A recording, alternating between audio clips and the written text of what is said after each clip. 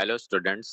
आज के इस वीडियो में हम कंपाइलर, इंटरप्रेटर और असेंबलर के बारे में जानेंगे।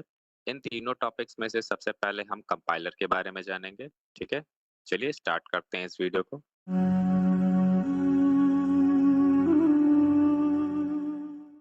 तो कंपाइलर को समझने से पहले प्रोग्रामिंग लैंग्वेज समझ लेते हैं क्या होता है एक बार।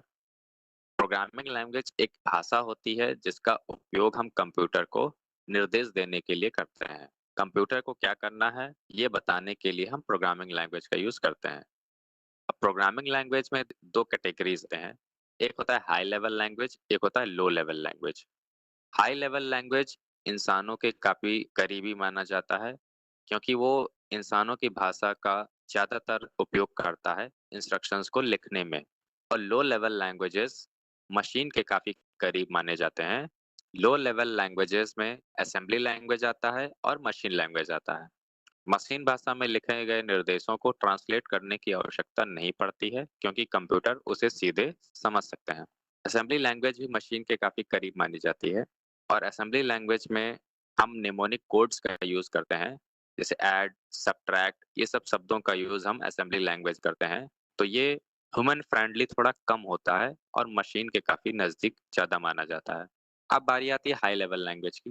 हाई लेवल लैंग्वेज में जैसे आप इंग्लिश में कोई चीज लिख रहे हैं, ठीक, तो वैसे ही हम हाई लेवल लैंग्वेज में भी हम इंस्ट्रक्शंस को लिखने के लिए इंग्लिश के वर्ड्स ज्यादा यूज करते हैं। इसलिए high level language human friendly माना जाता है क्योंकि वो इंसानों के समझ में आसानी से आ जाती है। और मशीन भाषा को समझना इंसानों के लिए कठिन है, लेकिन मशीन उसे सीधे समझ सकती है। तो अब हम समझते हैं कंपाइलर का काम क्या है। जब भी हम इंस्ट्रक्शंस को हाई लेवल लैंग्वेज में लिखते हैं तो उसे कंप्यूटर सीधे समझ नहीं सकते हैं। तो हमें ट्रांसलेट करने की आवश्यकता पड़ती है ताकि हमारे द्वारा दिए गए इंस्ट्रक्शंस को कंप्यूटर समझ सके। ठीक है, तो कंपाइलर का काम क्या है? हमारे द्वारा लिखे गए इंस्ट्रक्शंस को, जो कि हमने हाई लेवल लैंग्वेज में लिखा है, वो उसको ट्रांसलेट करते हैं मशीन लैंग्वेज में, जिसे कंप्यूटर समझ सकते हैं।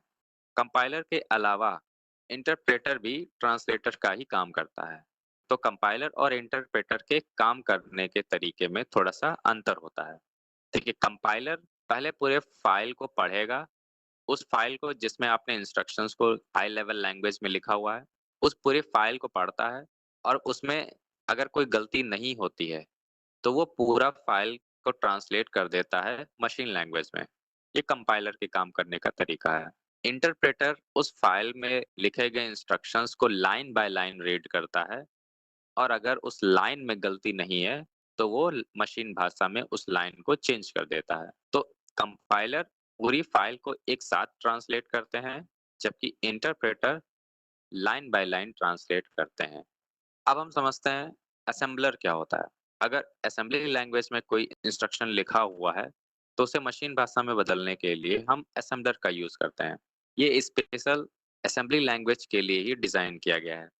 बाकी अन्य लैंग्वेजेस जैसे सी लैंग्वेज, जावा या सी प्लस प्लस, इन सभी में कंपाइलर का यूज होता है जो कि सारे कोड को एक साथ ट्रांसलेट कर देता है। जबकि पाइथन में इंटरप्रेटर यूज होता है जो कि आपके द्वारा लिखे गए इंस्ट्रक्शंस को लाइन बाय लाइन ट्रांसलेट करता है।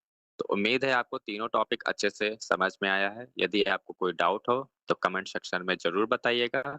अगले वीडियो के लिए आप इंतजार करिए। तब तक के लिए धन्यवाद।